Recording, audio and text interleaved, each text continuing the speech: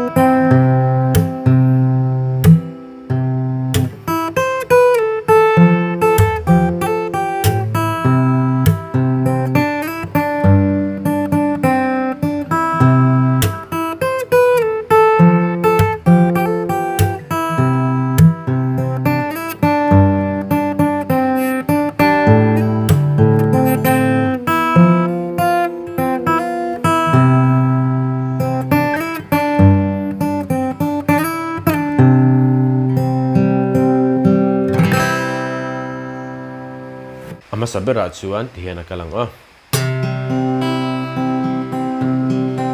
tikhano C kan metanga C akhan 5th third second first in akalang 5th third second first chuan second third second in azui le halang 5th third second first second third second khami kan ti chu akhan a top kharnan 5th third second first in kan ti topang tikhan antoda kan slepang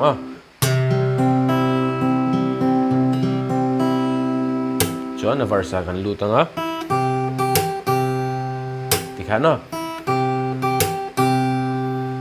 tikhana kalang first string kan open ang open ka tikhan engma a string met lo khan first string kan open anga chuan first string third fret kan metanga fifth string third fret nen kan ti dun ang chuan kan ti dun nuwa khan first string third fret vai khat kan tir lenga tikhano chuan kan slip leng chuan first string third fret vai khat kan tir leng tikhan chuan kan step leng khami chu khan tikhan kalang adu ta jon tin kalang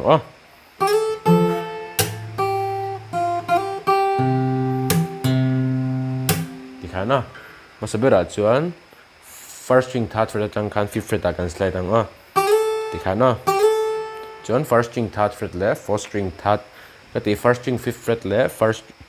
fourth string third fret kan ti dun lenga tikhano chuan kan slip ang tikhan chuan first string third fret vai khat kan ti lenga chuan first string first fret vai khat voi ni na third fret kan vas hamaron ang chuan first string third fret kan ti lenga tikhano chuan fifth string third fret kan slip ang fifth string third fret abo kan ti lenga kan slip leng abul changin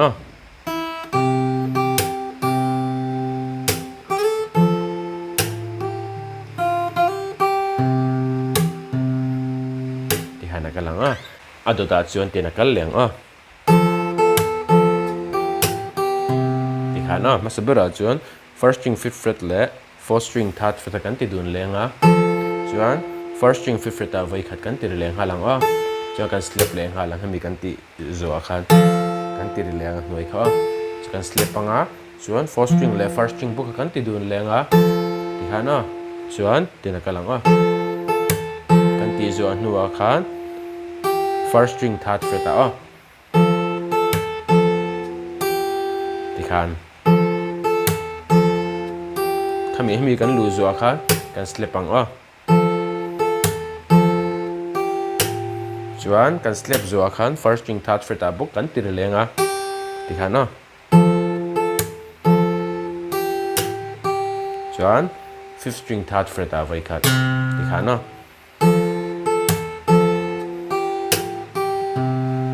abul changin voi khat kan play le chinang a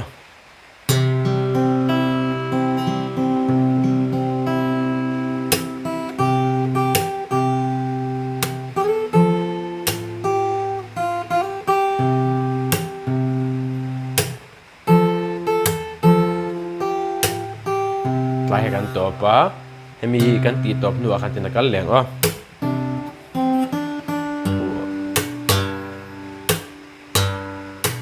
ti kha no hemi fifth string third fret kan top nu akan second string third fret hemi kan ti top nu ha vai khat kan slap photanga hemi fifth string third fret top nu akan slap anga chuan second string third fret le fifth string third fret kan ti dun leng a chuan second string first fret a vai khat chuan second string third fret a voi ni chuan sixth string third fret a voi khat slap voi ni slap voi thum slap voi li kan tiang a cha kan slap leng a voi khat ka chang kan ti la chinang a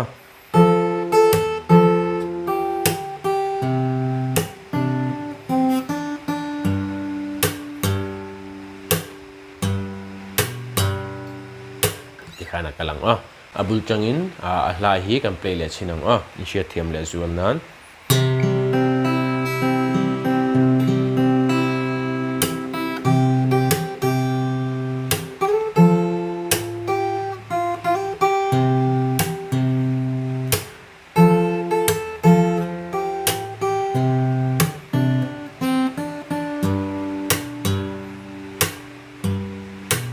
chuan hemi zoron kal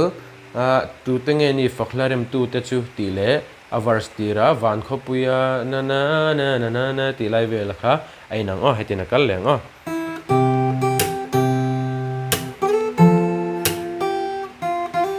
ti khana ngai ri baken la kala chuan atu da chang ten kalang o mi sual ngai dam ten lom la la ro puyan rem khana kalang om hasabera chuan first string kan open anga chuan first string fifth fret le fourth string third fret kan ti dun lenga chuan first string fifth fret a vai khat kan slap leng halang a chuan kan slap leng halang ti khana ti khan chuan first string fifth fret le fourth string third fret kan ti dun lenga ti khana khan chuan first string third fret a vai khat ti khan chuan kan slap anga hemi kan ti rik zo hnuwa ha kan slap anga hnuwa first string third fret kan ti lenga chuan fifth string third fret a vai khat kan ti lenga ti khan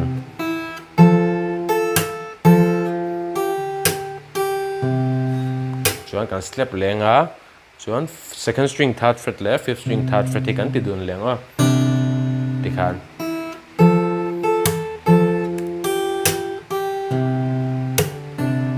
chuan second string first fret a vai khat ti khan nuwa mi kan ti zo khan kan slap lenga lang a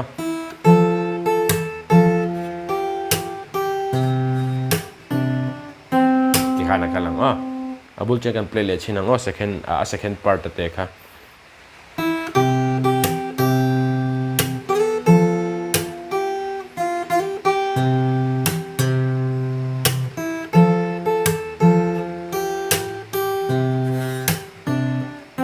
tihana kalang o abul changin avar sakha second part atang khan kan play le chinang o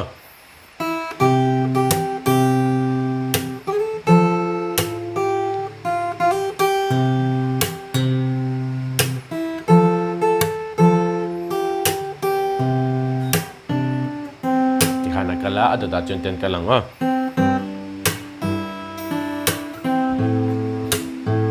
tikhana second string first fret a voi khat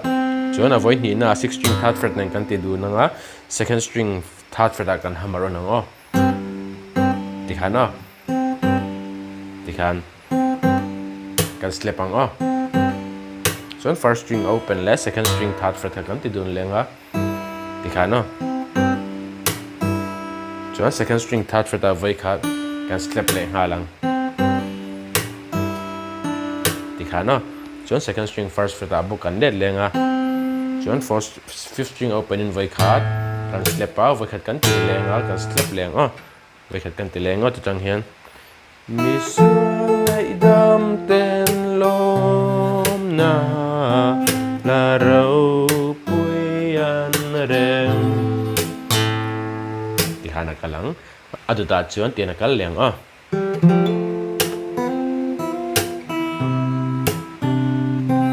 ti hana masabera chuan c kan meta a shui chung pani kan me na kha shui khat reven kan da thanga kha kha f anianga chuan third string second fret a voi khat kati third string kha open in voi khat kan tianga chuan a voi ni na fourth string third fret le third string open kha kan ti du na nga kan ti rual che khan third string open kha second fret a kan hamar nang o ti kha no third string kan open phota anuwa fourth string third fret le third string open kha kan ti du na ni chu chuan kan hamar on ani chu second fret a kan slap ang o ti khan chuan second string first fret a kan hamar on lenga ti khan no ti khan no kan ti leng chuan first string first fret a kan hamar on lenga chuan kan snap leng ha lang o ti khan no hemi kan ti zuwa khan ti na kal leng o kan ti zuwa khan first string kan open nga chuan fifth string third fret in a zu leng ha lang o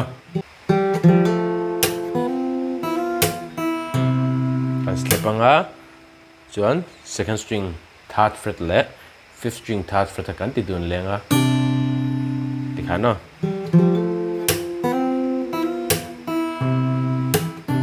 chuan second string first fret a voi khat kan slap leng ha lang a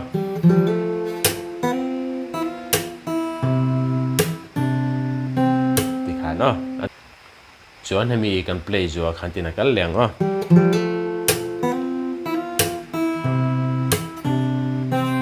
zuwa khan tin kal leng o ti kha no second string first fret a voi khat so sixth string third fret le second string first fret kan ti du na nga third fret kan hamaro na nga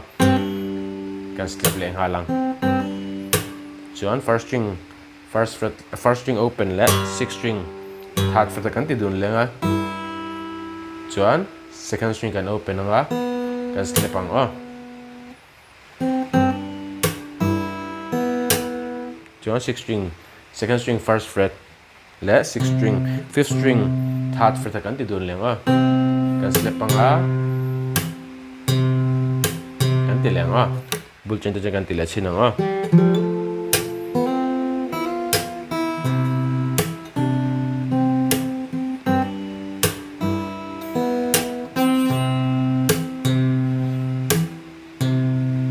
thum kan ti ni che hemi zo khan kan ti chila nga bul chen ka lo count tangai lo ngai thau luk don ya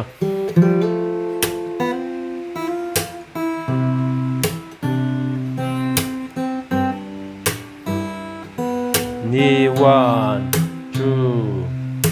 3 ti hana kalang o chuan nuwa chuan chorus alu ni maya a verse kha bul changin voi khat kan play le chinanga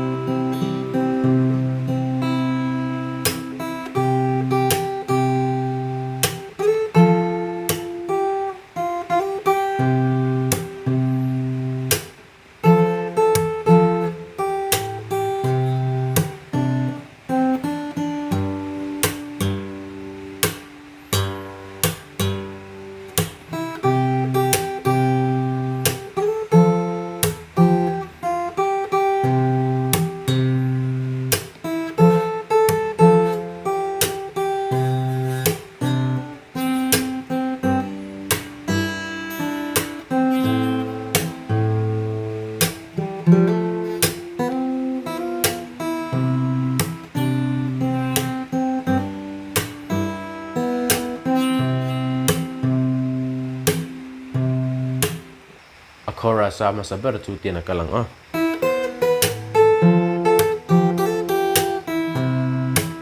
khá nó first string kan open anga first string 8 fret avoid cut first string 7 fret avoid cut chuan kan snap nga lang chuan first string 5th fret avoid cut fourth string 3rd fret avoid cut tikhan no tikhan chuan adota chuan first string 3rd 5th fret avoid cut kan tiri lenga kan snap le nga lang rang deuh hlekin khana ka lang chuan adota chuan fourth string 3rd fret le first string 3rd fret kan ti dun leng tikhan no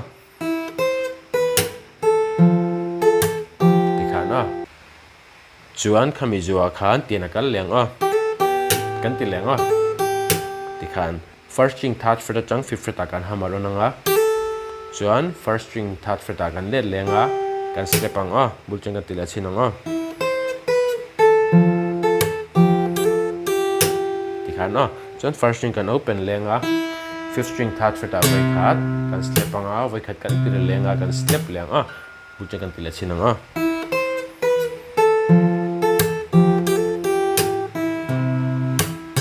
no adota chen ten kal leang tikhana second string first fret avoid cut second string 3rd fret avoid cut khami chang khan 5th fret kan slide tang chuan second string first 3rd fret kan let lenga 6th string 3rd fret avoid cut tikhana chuan hemi kan ti zuwa khan tin kal leng khami zuwa khan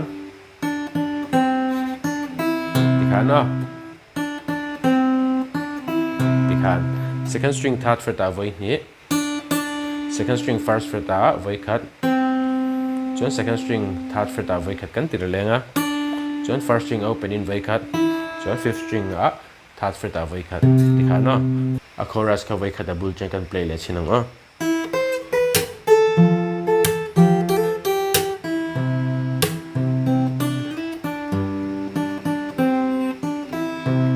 zuwa khan hemi kan tirik zuwa khan vai khat kan slap ang chuan angai bukin kal lenga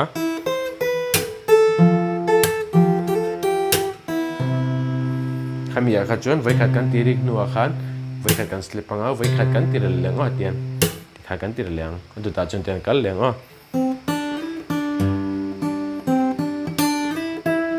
tikha no tikhan ama sabera chuan second string first fret avoid cut chuan second string 3rd fret avoid cut chuan kan slide ang 5th fret chuan second string 3rd fret avoid cut chuan 6th string 3rd fret in a zong chuan tena kan leng tikhan second string 3rd fret voi ni voi khat kan tianga chuan first fret let lenga chuan second string 3rd fret voi ni chuan voi ni na khan 5th fret kan let kan slide pheng chuan 5th string 3rd fret ka ti 5th string open kan snap ang kan tianga tikhan abul changin a chorus kan lu adot na chang khan kan tila chinang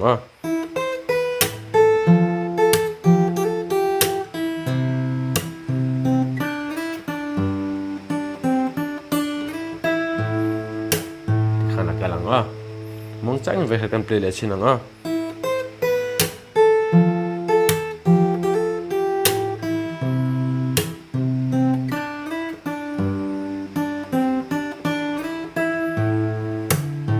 zuwa khan tin kal leng tikhan second string first fret avoid ni chuan first string kha kan open anga kan open roll khan first string first fret kan hamaro nanga khami ari roll kha fourth string 3rd fret kha kan tiri veleng halang tikhan tikhan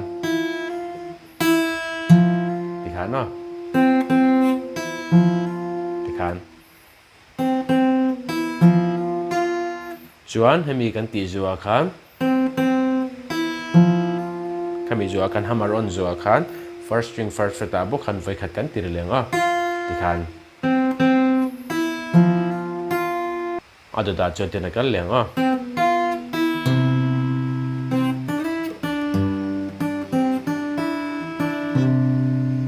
ti khan no second string first fret a voi khat chon first string first fret a voi khat first string kan open leng a chon fifth string third fret a voi khat ti khan no chon first string second string first fret a voi khat chon second string third fret a chang fifth fret a kan slide ang a chon second fret third fret a kan let leng a sixth string third fret a voi khat ti khan no chon tin kan leng ti khan no second string third fret a voi khat chon second fret first fret a voi khat chon third fret a kan let leng a chon first string kan open ang o ti khan no chon second string third fret a voi khat kan tir leng a chon hemi rik rual khan fifth string third fret a voi khat o chon khami fifth string a rik rual khan in second string first fret a o ti ha kan tiang o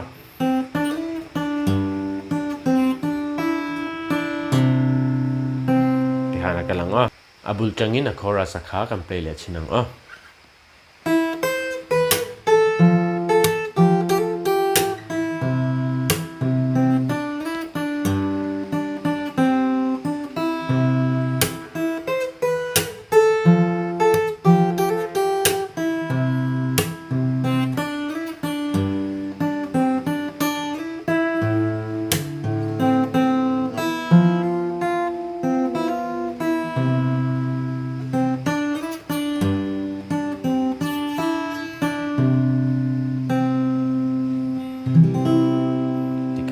ala chu atlang pui chu chuak ang ka play ang thlap thlap po khan in play khe rangai lova anang manina anal zo ka ngai tiang po khan in play thei thawa tin a soi fiat tok lo te po ka lo nei ve theya ke ma po khanin hata khan min lo sha thiam anga ka theiang tok karon chuwa ve ni ti kha min lo shet sak don ni